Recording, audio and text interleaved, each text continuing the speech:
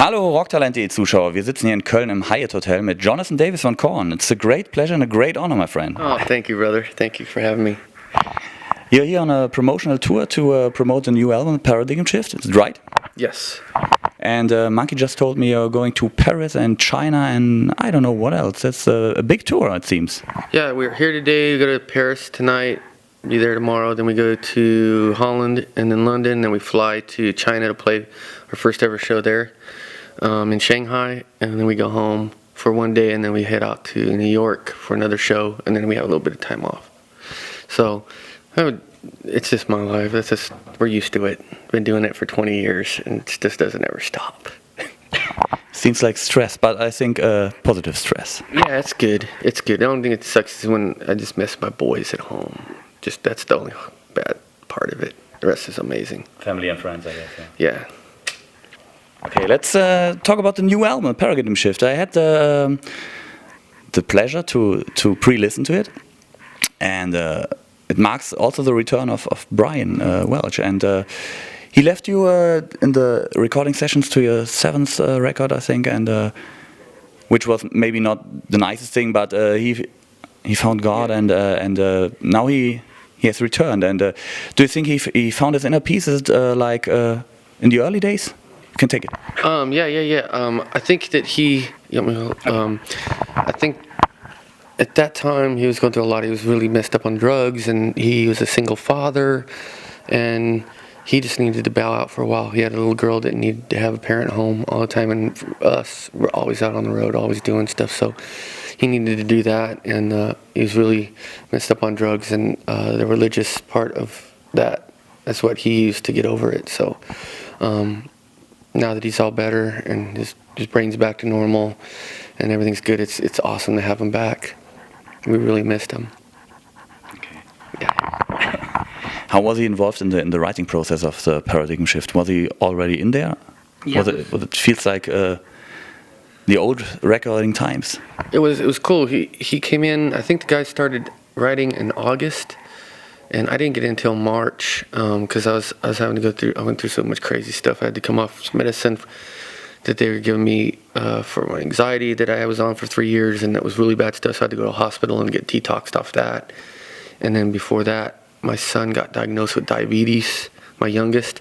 So I was going through some hard times, and I was not in the mood to write music at all. So they wrote for a good while before I got in there. And once I got through everything and I moved into the studio with my two boys.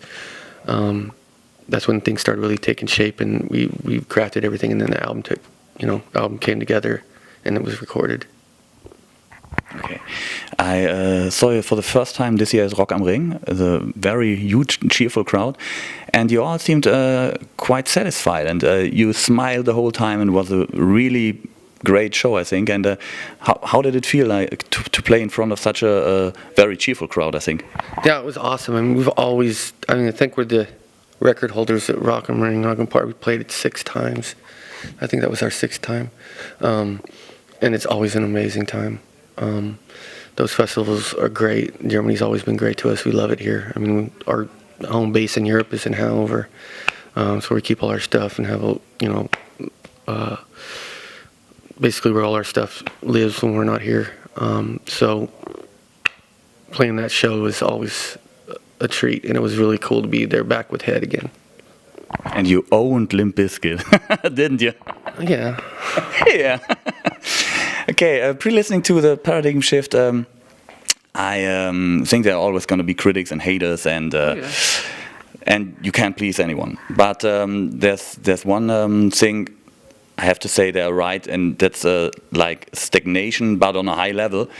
I think the Paradigm Shift sounds really like your most successful albums, like Follow the Leader, like Bit Life is Peachy, the debut.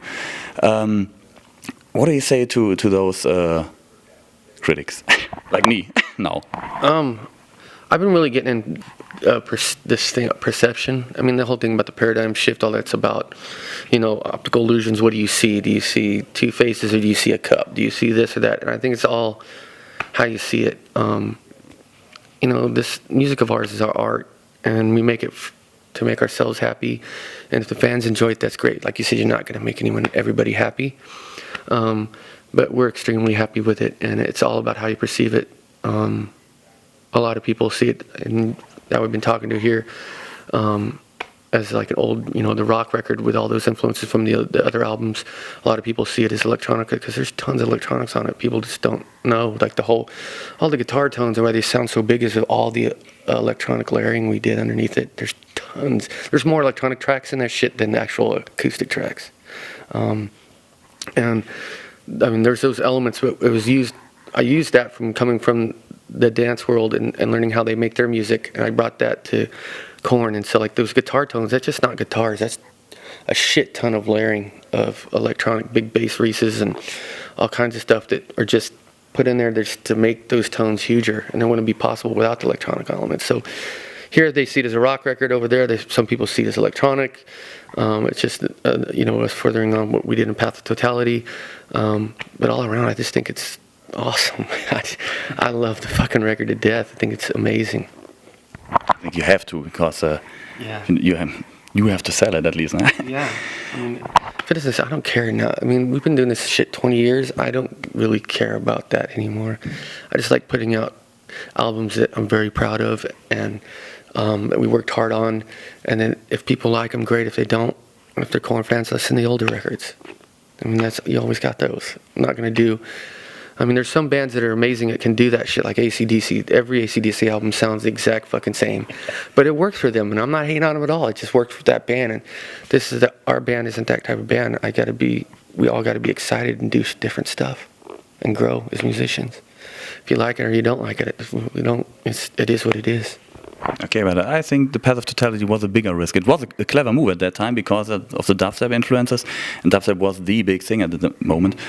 But I hoped you may get into another risk, but I like it too. Yeah, good, man. I mean, we took what we learned on that album and brought it to this record, and I can't wait.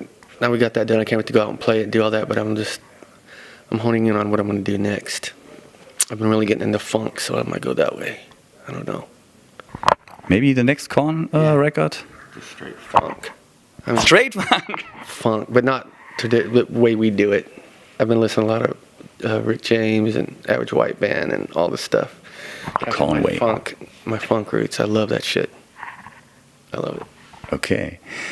The first single of the Paradigm Shift is Never Never. Mm-hmm.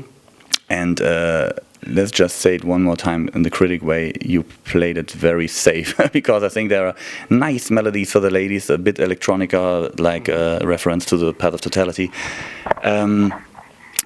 Not so hard. It smells like radio to me. I wrote it upstairs in my studio, and it just ended up being a good song, and everybody was freaking out and scared of it, and didn't know what to think. And it was kind of like when we wrote "Got to Life" back on Fall Leader, that had a disco beat, and it was at that time so different, and it was the same exact feeling. So we went for that single first, and there's tons. It's just like the hardcore metal dudes are hating on it, which is whatever. Okay, fine, hate on it. It's good. A lot of chicks love it, and a lot of our other fans, guy fans, they're digging it. It's just a good song. I don't even really care anymore. Maybe it grows. Yeah, it would grow on you. It's each their own. You don't gotta like it. It's just what we put out. But I think it's a great song. We had a blast, and we're also releasing another one soon, Love and Death. Or Love and Meth. I had Love and Death. I like. Yeah, Love and Meth. We just did a video for that too. Okay. So yeah. I like what we do. And you like what you do? Single, yeah. Yeah. It's all these crazy songs I wrote when I was here in Europe, bored out of my mind. And we the guys heard them and liked them, and we just redid them. It's awesome. Okay. So you're now working with a new producer? Yeah, Don. Thanks. Yeah. And in your almost 11 record history, you had about 9 producers. Is it for the sake of variety, or does it come naturally? Do you want some influences, some new influences? Whenever you work with a producer, you want to see bring something new to what you're doing. And I've worked with tons of producers. I mean, Don was my favorite so far. Him and Beinhorn Michael Beinhardt, my favorite producers that I've worked with. I mean, he really pushed and did it in a polite way where it wasn't offending anybody, and really brought everything together and made it really cool. I had fun writing with him because he really pushed me and did it in a slick way that didn't make me feel like he was trying to tell me what I was supposed to do. Or being a producer's all, it's all mental. It's all tricking the band into doing what you want to do without making them think that it's their idea, if you kind of get what I mean. And he was awesome at that, and I had a blast working with him. Okay. It was awesome, yeah. I worked with him, and the two other producers were my two kids, Pirate and Zeppelin. They were there the whole time with me, and I would look at them when they go, "You like that?" And if they said, "Yeah," I knew it was good. Cool. Because kids are honest. Yeah, there was some shit. Great critics. They're like, no, Dad, that's not Get good. it. Mm-hmm. So it's good. It was a good experience. Okay. I had a fan question regarding the Suicide Silence track on the last album, The Black Crown, and now the late Mitch Lucker, that he's dead. Can we expect another experiment in this way, like mixing up various styles, like a deathcore Korn song or something like that? I'm down to do anything. I just love music. I like mixing the genres up. Obviously, when I did with Path, I like just doing things you're not supposed to do. I did that because I saw Suicide Silence first at the Golden God Awards, like the first year or something, and I thought they were really good, and found out that they were huge Korn fans, and I actually hung out with Mitch, I think a month before he died. He was out on the road, and I got to see him, and he was like just so thankful of me doing the song with him, and I really liked that band. They were good kids, man, and it's just unfortunate that he had to pass the way he did. He left a little girl, and this business sucks sometimes because you lose a lot of friends. But, I guess he's in a better place, and hopefully they'll keep going on. Let's hope it. Yeah. Sucks, man. Hate it. Lost so many good people. But, he's, I know, definitely in a better place. He's partying in the sky. Drink a lot of beer. Yeah. Okay, one last question. There was a nice fan question. I got to read this, so they won't get me wrong. Okay. Fans for Korn, it's the Facebook name. One question for all members that are present at the time. Okay. If you could use one word to describe 20 years of Korn, what would it be? Think about it. Oh, Jesus. Insanity. That would be the word, insanity. It's been a crazy-ass ride, and it isn't even over yet, so that would be the word. It's been crazy. It really has. Okay, Wahnsinn trifft also am ehesten auf diese Band zu, und wir hoffen auf weitere 20 Jahre. Let's hope for another 20 years of Korn. Definitely. I'll keep going. Okay. So, vielen Dank fürs Zuschauen. Bis zum nächsten Mal. Und tschüss.